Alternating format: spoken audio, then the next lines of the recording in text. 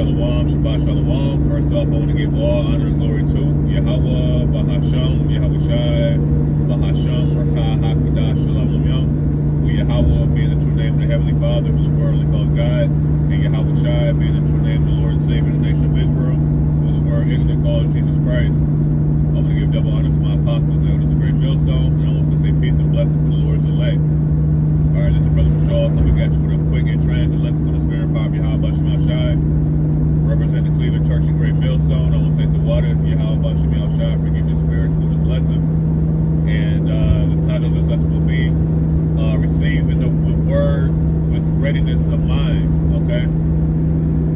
Now this is a direct quote from Acts the 17th chapter, when Paul was referencing the church of Berea, okay, and comparing the church of Thessalonica to the church of Berea, and it says that these men were received the word with readiness of mind. Okay, now when you read that in the NLT, I believe it's something to the effect of it said that they eagerly listened. I believe they eagerly listened when it said readiness of mind.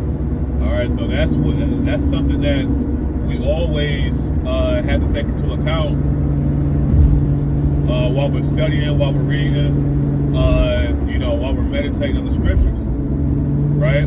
Because if you don't have the readiness of mind while you're studying, you're not going to learn anything. You're just going to be reading for naught, right? And that's why the scriptures say, "With all thy getting, get understanding." And this is why Christians don't have a grasp of the Bible, because they read without having an understanding of what they read. So that's why you have to rightly divide the word of truth, like it says in 2 Timothy, the 2nd chapter.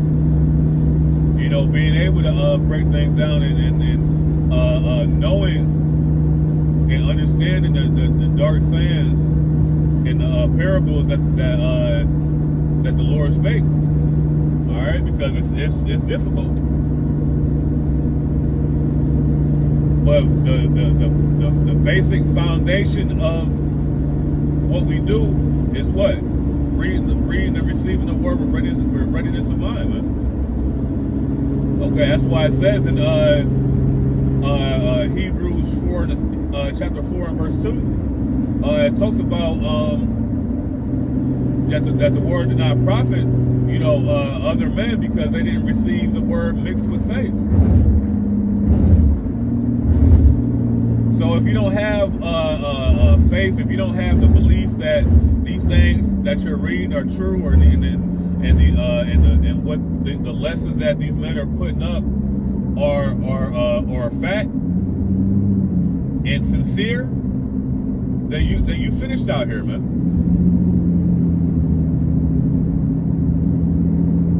Because you have a lot of people out here that's give you anything, right? Give you a doctrine to make you feel good, give you a doctrine to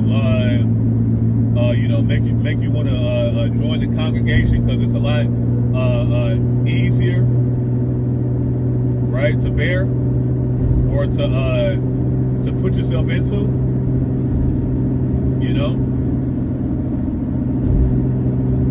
But what's going to happen is that eventually you're going to start having some questions, and you're going to start feeling conflicted. And that's why the Apostle Paul said, to examine yourself whether you be in the faith.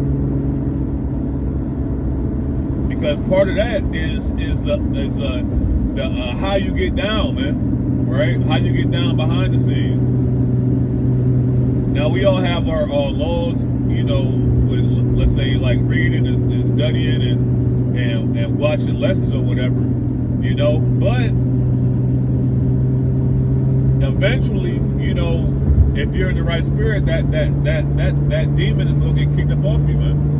Through prayer or through fasting or whatever it may be. know.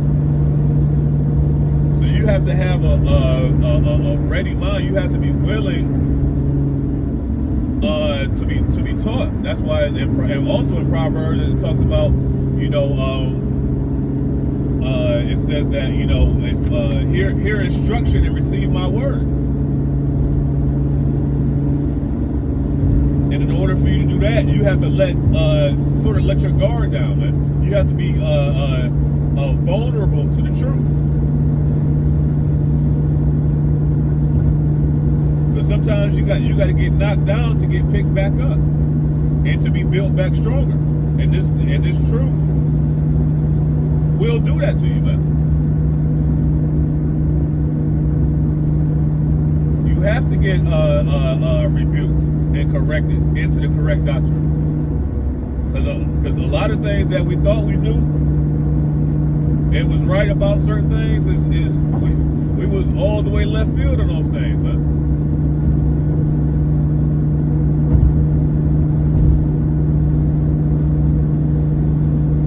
So this is why the scripture says in Sirach, the 39th chapter, about meditating, you know, on prophecy, roughly paraphrasing, in the first verse. And Joshua 1:8 talks about meditation on the scriptures, day and night. Revelation 1, it talks about blessed is he who readeth. But with all that reading, are you getting that understanding? Are you making yourself vulnerable? Are you putting yourself in the shoes of the prophets, right? Because when these prophets were writing these prophecies and writings, or the disciples or whatnot, they were actually going through these things. So you have to put yourself in their position.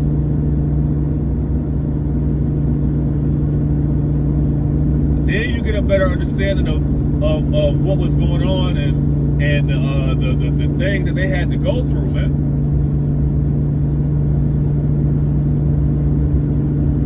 Because they made themselves susceptible to the doctrine, right? They were well off, right? You had fishermen, you had tax collectors, you know, things like that.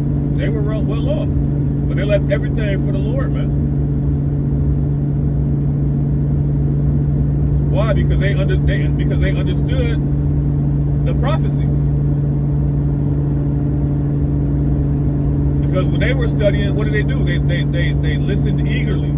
They studied eagerly. They received the word with readiness of mind. So that's what we're doing right now. You know, we have this grace period to get our mind ready,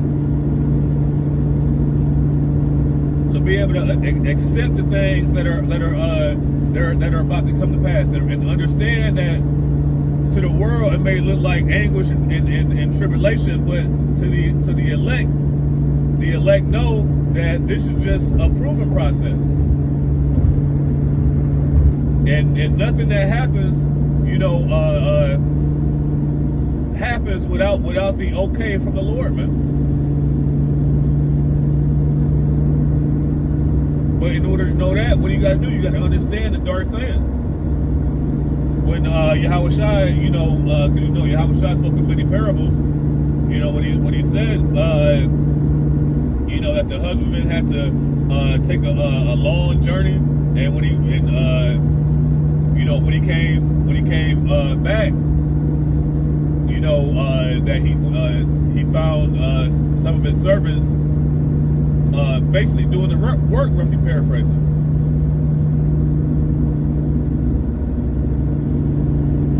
All right, so this is what we're doing. We're occupying until the Lord comes. But you got to have a basic understanding of what you need to be occupied in. You know, being occupied in prophecy. So without that understanding, we really don't have a grasp of the scriptures. Without the understanding of the, without the understanding of the scriptures, what do you have? You have Christianity, man. you have Jehovah's Witness.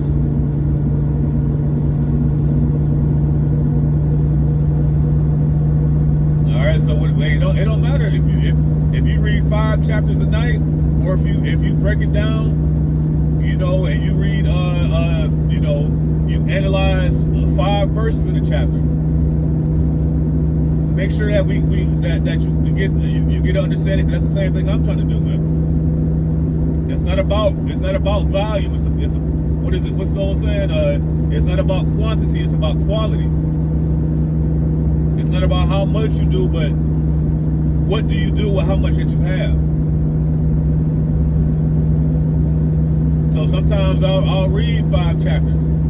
Sometimes I'll read 10 chapters. Sometimes I'll read a half a chapter and just break down a certain portion of that chapter.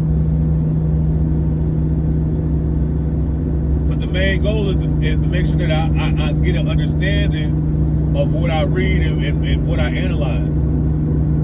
Because we're Hebrew Israelites. You know, this is our history book, so we have to take this as you know, a history class or whatnot, if you want to say it like that. You know, you're trying to get an A, you're trying to get an A+ in history class, in your history. You know, they done shoved George Washington down our throats, and you know, Thomas Jefferson and all 50 presidents and the Constitution and all that. Now what do we do now? We say forget all that. Now I understand my real history. Let me be a scholar in this. All right. So Lord willing us will edifying. I'm going to give all honor, glory, and infinite worship to Yahweh, Bahashem, Yahweh Shai, Bahashem, Rakha, Hakudash. Double honors to the apostles of the great millstone. I'm saying, Kwame Sharala, Walk of the Ball, Shalom.